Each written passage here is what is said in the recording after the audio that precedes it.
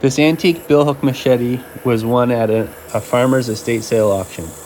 It was a restoration project where I put a brand new Bacote exotic wood handle on it, sharpened and restored the blade, and made an 8-ounce veg tan leather case with copper rivets.